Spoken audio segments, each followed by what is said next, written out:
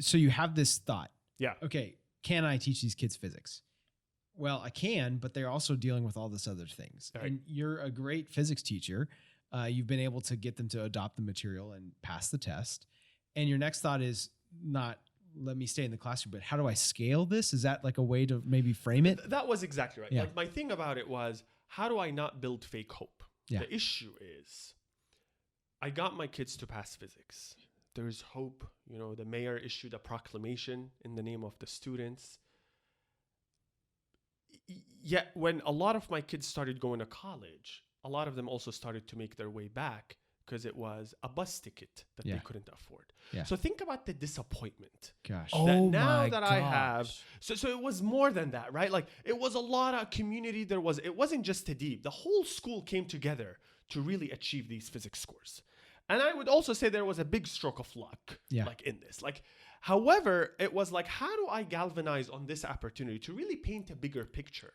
That our system is currently built on luck, on not foundational, like access to opportunity in a way. Like it was like, literally it was a bus ticket, a wall. Like, I mean, Mark, think of your kids, right? Yeah. Like literally, you know, what would probably hold them through college is they know they can call you and Lauren anytime and say, you know what, Dad, I flunked. Like, and you're like, no, I got you. It's like, or like, what resources should we? It's like that safety net. Yeah. Right. And I was like, how do we continue this?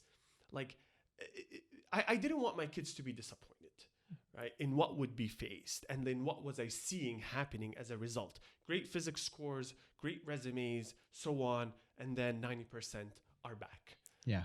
Yeah, you don't want that to be there, that the one time that they achieved some academic success. Exactly. You want it to be, this is now a lifestyle of that you can sustain because you have the resources or whatever. Yeah. So to me, it was like, well, how do you then, honestly, it became where teaching physics is not hard, but really building the social safety net. Yeah.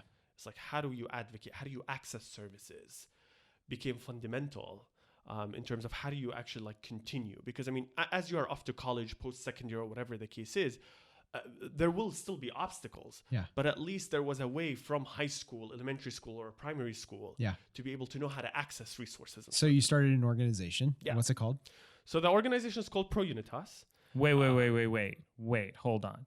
You said we are program rich and system poor. Right.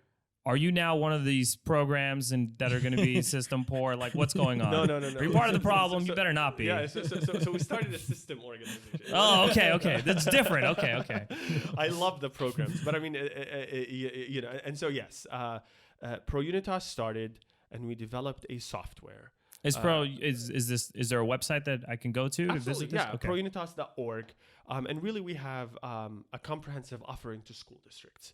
And we offer them the technology, PurpleSENSE. And it's called PurpleSENSE because I love Prince and Purple Rain. Yes. And so that was really it. There's no other reason. And then there's a sense to the purple, so the purple mattress company doesn't sue us. Yeah. So it was first called Purple, and then it was there's a purple mattress company. I was like, okay, PurpleSENSE because it makes sense. And so PurpleSENSE, and then we offer the comprehensive support and training for school districts to become to build their necessary technology infrastructure to more rapidly identify students for support and rapidly connect them to a lot of the wraparound resources and so on. So that was, I mean, if you think about the journey of inquiry of like, how do you identify, how do you connect and so on, that is really what our organization kind of specializes in, really empowering counselors and social workers and so on. So let me, just as an analogy, let's just throw this out there. So Teach for America is like throwing frontline soldiers on the battlefield and saying, hey, go fight the war. And some of them are doing very well. But you are more like supplying everyone better weapons to fight this war. Yeah. You're like the arms dealer. Yeah. You're the arms dealer for schools. This analogy got bad, but you get the idea. Well, the fundamental part is like you've got a system for kind of the educational pieces. Right. When it comes to student support, the approach has always, has been very program specific. But where we came in is to really help build the infrastructure necessary so that student support departments can really kind of like less function on paperwork and kind of like the data analysis piece. That missing box. Exactly, that's right. So take, for example, this. Right now, there's 288 schools in the city of Houston using PurpleSense. A primary example of how PurpleSense works, right?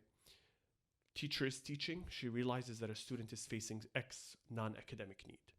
Literally, the teacher is trained, goes onto her phone, his phone, computer. It's a web link. The student can actually also submit if they're, and I'll talk more about the COVID situation right now. And it's like, I am facing rental assistance.